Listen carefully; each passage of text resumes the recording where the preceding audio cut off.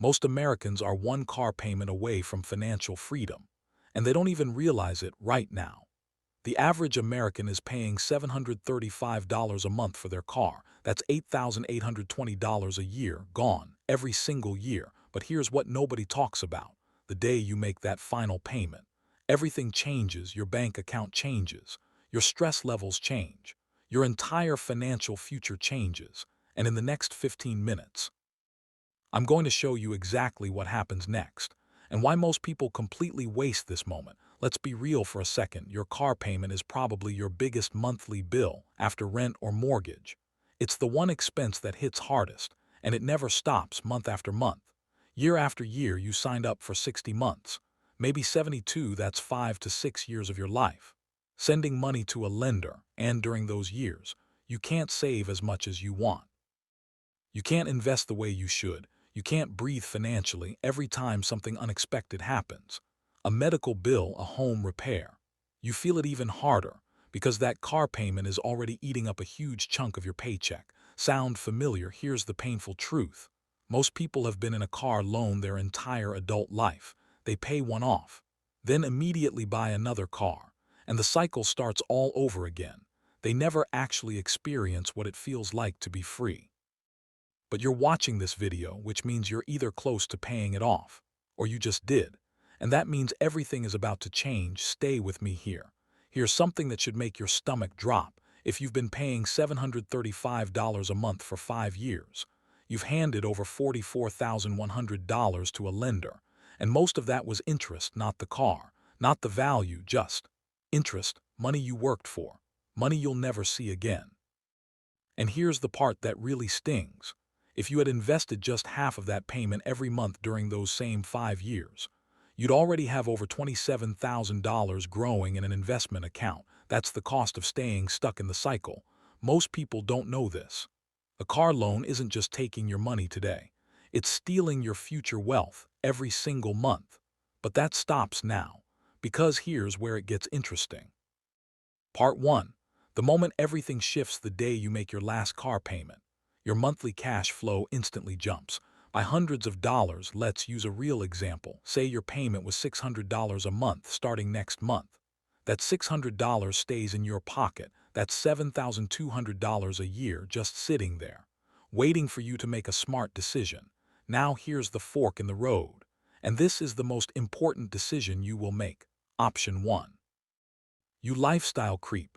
You start spending that extra $600 on nicer dinners, more subscriptions, random stuff online. This is what 80% of people do, and a year later, they have nothing to show for it. Option 2. You redirect that money with purpose. You tell that $600 exactly where to go, and you watch your life transform. Let me show you how. Part 2. Redirect the payment. The golden rule, the number one rule after paying off your car. Never let that payment disappear. The moment your car loan ends, automate that money somewhere else, immediately. Same day, because here's the psychological truth. If you see that money sitting in your checking account, you will spend it. That's just how humans work. So you have to move it before your brain notices it. Here's the exact order I recommend. Step 1. Build your emergency fund first. If you don't have 3 to 6 months of expenses saved, this is your first stop. Put that car payment directly into a high-yield savings account. These accounts pay you interest just for keeping money there. Some are paying 4% to 5% right now. Your regular bank probably paying you 0.01%. That's not a typo. A high-yield savings account is where your emergency fund lives, not under your mattress, not in checking. Step 2. Attack any remaining high-interest debt. Credit cards, personal loans. If you're paying 20% interest on a credit card, that's like losing $200 for every $1,000 you owe every single year. Your extra car payment dollars can destroy that debt fast. Here's a surprising statistic for you. The average American carries $6,500 in credit card debt at 20% interest. That costs them $1,300 a year just in interest. Just to stand still. Imagine wiping that out in less than a year. Using your old car payment. Step 3. Start or boost your investments. Here's where the real magic begins. Part 3. The investing chapter, where wealth is actually built. Most people think investing is complicated. It's not. Let me break it down in the simplest way possible. You have a few powerful options. Option 1. Your 401k. A 401k is a retirement account your employer offers. You put money in before taxes are taken out. That means you invest more and pay less in taxes today. Here's the most important thing about a 401k. If your employer offers a match, that is free money. Say your company matches 50% up to 6% of your salary, and you're not maxing that out. You are literally leaving free money on the table every single month. Take your old car payment and bump up your 401k contribution first. Most people don't know this. Employer matching is the only guaranteed 50% or 100% return on investment that exists. Nothing else even comes close. Option 2. A Roth IRA. A Roth IRA is another retirement account, but this one works differently. You put in money after taxes, but when you retire, you take it all out tax-free, every dollar, tax-free, the gains, the interest, everything. In 2025, you can put up to $7,000 a year into a Roth IRA. That's about $583 a month. Sound familiar? Your old car payment could fully fund a Roth IRA, and after 30 years of growth, that could turn into hundreds of thousands of dollars, tax-free. Option 3. Index funds.